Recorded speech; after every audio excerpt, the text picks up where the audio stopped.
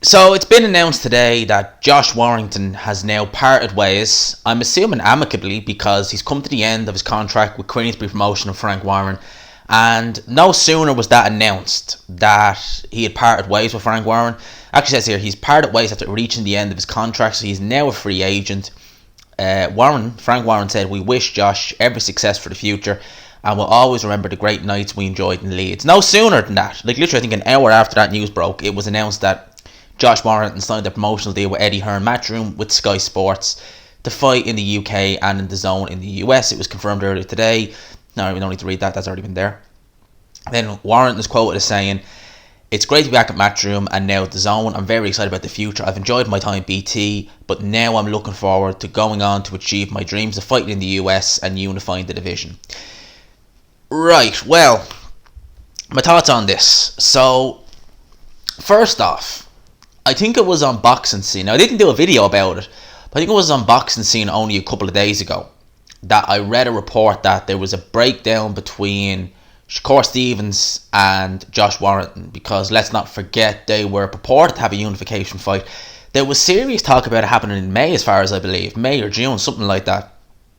And I seen on Boxing Scene that it said that the talks had broke down. Now, when I seen that, I just thought, okay, that's strange, because I could understand it if it was maybe, Warren and Hearn, or maybe say Warren and Golden Boy, something like that, maybe, not being able to reach agreement. But you're talking about Bob Arum and Top Rank, they have an agreement, they understand, they work with each other. So when I seen that, I was like, okay, that's a bit strange. And now we obviously know why. Okay, we obviously know why, because now, to be fair, they can still do that unification because Bob Arum and Eddie Hearn have worked together before. They've worked together plenty of times, so they can still do it.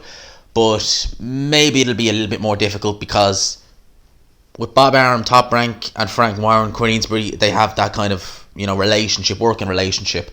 Whereas Bob Arum and Eddie Hearn, they can work together, but I think maybe egos start to come into it. You never know.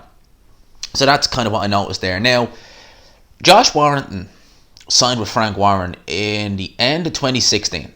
Or I believe he was European champion at the time he signed with Frank Warren. So you're talking, a little over 3 years. He's had 2 fights in 2017, 2 fights in 2018, 2 fights last year. So 6 fights, 3-year deal. I'm assuming it was a 3-year deal. That's kind of one of those cases where when you sign a long-term deal, it goes well. Josh, because I done a video today, actually recorded last night, but I done a video today about Daniel Dubois making a big mistake signing the 5-year deal with Frank Warren, because it can go wrong.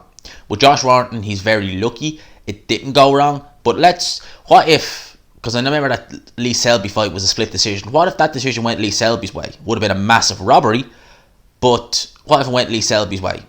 What if Warrington lost that Kiko Martinez fight?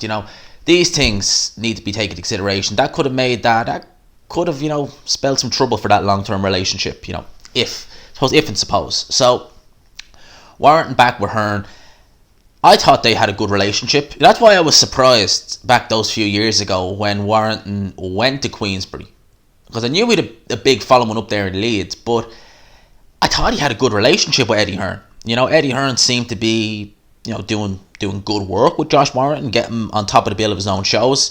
Obviously, if you were to compare the two jobs the promoters have done, it's night and day. Frank Warren done a much better job. He's had Warrington out in Ellen Road, got him a world title, had him on pay-per-view, got him Carl Frampton fight, loads of things Frank Warren has done for Josh Warrington. He's done a much better job than Eddie Hearn did. But that's not to say that Eddie Hearn can't do a better job now, because when Eddie Hearn had Josh Warrington, he wasn't necessarily a star. He was grown, but he wasn't necessarily a star. When Frank Warren got him, again, he was known in Leeds, but he's not really a star now, but he wasn't necessarily anything to write home about. Phil Ellen Road out, beat Lee Selby and Carl Frampton in the same year. Arguably, if Alexander Usyk didn't have such a good 2018, you could have said he was fighter of the year. And now we're starting to hear, obviously he had a pretty quiet 2019 to say the least.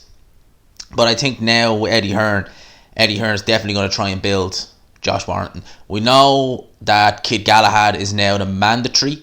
So, the last time he was mandatory, it went to purse bid. Frank Warren won it, put it on BT Sport.